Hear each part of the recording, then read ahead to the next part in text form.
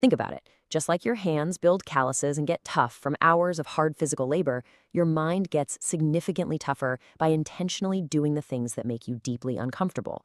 Goggins absolutely hated running, right? So, what did he do? He forced himself to run. He struggled big time with reading, so he forced himself to read. When your brain is screaming at you to stop because you're scared or uncomfortable, you have to flip the script. Use that fear as a green light. It is a direct signal that you absolutely must keep moving forward. Chapter 4, the 40% Rule and Discipline. Now, what's really interesting about this breakdown is the actual math of our exhaustion.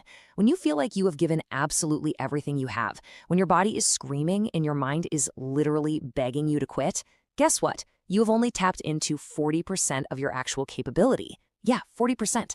The other 60% is just untapped potential sitting right there in reserve. Your brain is just trying to protect you, firing off these massive false alarm signals. But if you can just push past that initial wall of suffering, there is a massive reservoir of power just waiting for you to use it. Motivation is fleeting, but extreme discipline, that is forever. If you want to access that remaining 60%, you absolutely cannot rely on just feeling good. I mean, motivation is great. It might get you started on a sunny Tuesday when you've had 8 hours of sleep, but it will absolutely bail on you when it's raining, when you're exhausted, and when things get incredibly hard. Extreme discipline means doing the work whether you feel like doing it or not, period. It's about taking your feelings and completely removing them from the equation, because honestly, that is the only way you actually expand your limits. Chapter 5.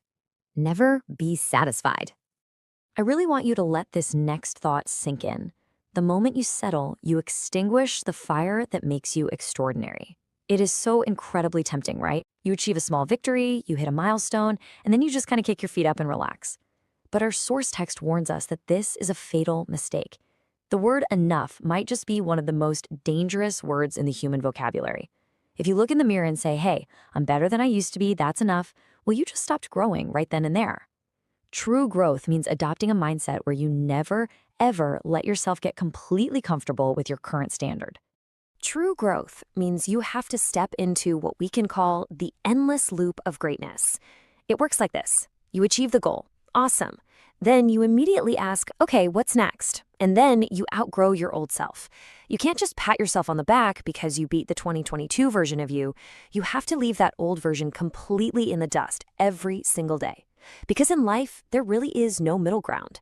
You are actively growing and pushing to get better, or you're slowly declining.